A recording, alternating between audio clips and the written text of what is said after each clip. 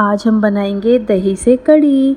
हमने एक बाउल दही लिया, उसको बहुत अच्छे से प्यारे प्यारे हाथों से मिक्स किया और बहुत मिक्स किया, इतना मिक्स किया कि बेचारी गाढ़ी गाढ़ी दही पतली हो गई, बहुत पतली हो गई।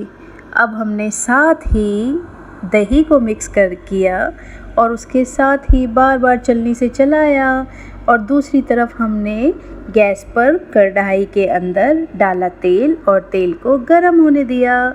तेल को अच्छे से गरम होने दिया और फिर हम दोबारा से अपनी दही पर वापस लौट कर आ गए और दही के अंदर हमने फिर से एक बार चलाने की कोशिश की और उसके अंदर डाले हमने 4 बड़े बड़े चम्मच बेसन।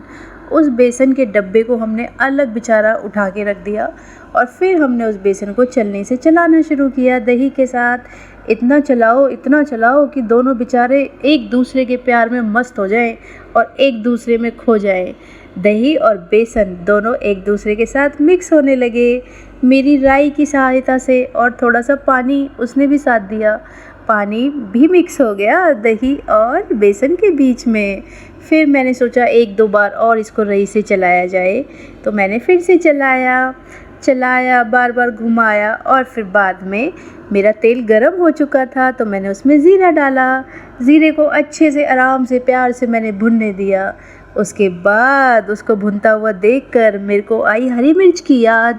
मैंने उसके अंदर डाली 3 बड़ी बड़ी हरी मिर्च जो तलने के बाद हो जाएंगी बहुत स्वादिष्ट, और उसके साथ डाला हींग जिसकी खुशबू से कढ़ी में लग जाएंगे 4 चांद। अब मैंने हींग को भुनने दिया बड़े आराम से, प्यार से, सहजता से, और उसके बाद मैंने डाली उसमें 1 चम्मच लाल मिर्च भी तो ज़रूरी है, और फिर मैंने डाली 1 चम्मच हल्दी। उसके बाद मैंने थोड़ी सी हल्दी और डाल दी, बेचारी मिर्च कहीं ज़्यादा ना हो जाए, अकेलापन फील करने लग जाए, इसलिए मैंने फिर उसको चलाया, घुमाया कढ़ाई के अंदर। और जैसे ही देखा सब भुन के तैयार हो गए तो मैंने अपनी दही और लस्सी को डाल दिया कढ़ाई के अंदर और मैंने देखा ये तो कुछ ज़्यादा ही मोटू हो रही है, तो मैंने थोड़ा सा पानी और लिया दही के बाउल में और मिक्स कर दिया कढ़ाई के अंदर और अपने प्यारे प्यारे चमचे से उसको बार बार घुमाया, चलाया और फिर गैस को थोड़ा तेज कर दिया और फिर मैंने उसमें ऊपर से डाल दिया थोड़ा सा नमक स्वाद अनुसार। अब मैंने देखा बेचारी कढ़ी चाहती है कि उसको उबलने दिया जाए, तो मैंने उसमें थोड़ा सा चुन्नू सा पानी और ऐड कर उसको उबलने दिया। अब एक बार और चला दिया कि ठीक है चला देते हैं। अब मेरी कढ़ाई उबलने के लिए हो गई है तैयार। अब मेरी कढ़ाई के अंदर कढ़ी उबल रही है बड़े प्यार से। धीरे धीरे गर्माहट उसके अंदर आ रही है। जैसे जैसे कढ़ी के अंदर गर्माहट आएगी, गैस अपनी गर्माहट देगी, वैसे वैसे मेरी कढ़ी उबलना स्टार्ट कर देगी और ये हो गई मेरी कढ़ी उबलना स्टार्ट। जब कढ़ी काफ़ी देर उबलेगी तो उसकी मलाई ऊपर आने लगेगी। फिर मैंने उस मलाई को चमचे से धीरे धीरे साइडों से छुड़ाया ताकि मेरी कढ़ाई पर ना चिपक जाए, उसको तो बीच में आना है ना टेस्ट के लिए। फिर मेरी कढ़ाई के अंदर कढ़ी बड़े प्यार से उबलती रही, खदकती रही और मैं भी उसको बड़े प्यार से चलाती रही। चलाने के बाद मुझे फील हुआ कि मेरी कढ़ी अब बनने के लिए तैयार हो गई है। और दूसरी तरफ मेरी सासू माँ ने कद्दू को किया कद्दूकस, क्योंकि वो चाहती है कि सभी लोग हेल्दी खाएं।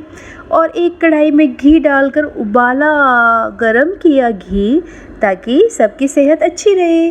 और कद्दू के अंदर मिलाया बेसन बिना पानी के। मेरी सासू माँ ने स्वाद के लिए डाला उसमें नमक, हल्दी, मिर्च लाल वाली, थोड़ा सा धनिया, थोड़ा सा गरम मसाला, इन सारे मसालों को मिला दिया और इसके साथ में थोड़ा सा डाला स्वाद के लिए चाट मसाला।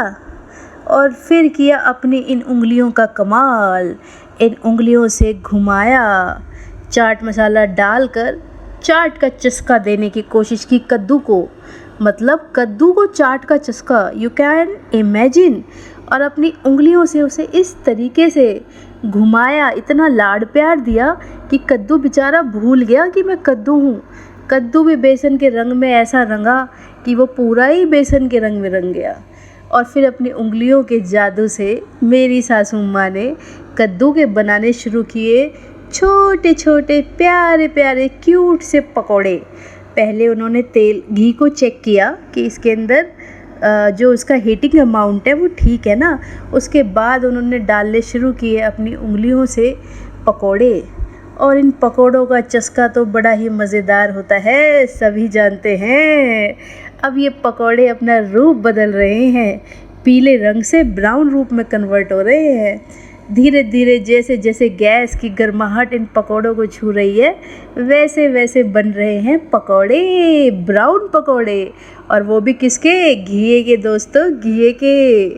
अब इन पकोड़ों को दोनों तरफ से पलट दिया गया ताकि जहाँ से पीले हैं वहाँ ब्राउन हो जाए, और जहाँ ब्राउन थे वहाँ ब्राउन ही रहे, क्योंकि पकोड़े तो ब्राउन ही अच्छे लगते हैं। और ये बन गए गोल गोल पकोड़े, वो भी किसके? कद्दू के। अब ये गोल गोल पकोड़े अच्छे से सेके, क्रिस्पी किए, मेरी सासू माँ ने एक प्लेट में निकाले, और मैंने फिर इसका रूप बदला और इसको कढ़ी के अंदर अपने हिसाब से गरम करके कढ़ी के अंदर अपने इन प्यारे क्यूट से छोटे छोटे पकोड़ों को प्यार से ही मिक्स कर दिया, और ये हो जाएगी हमारी कढ़ी पकोड़ा रेडी। आप इसको सर्व कर सकते हैं, आप इसको राइस के साथ खा सकते हैं, और ये रेडी है, और रोटी के साथ भी। बाय।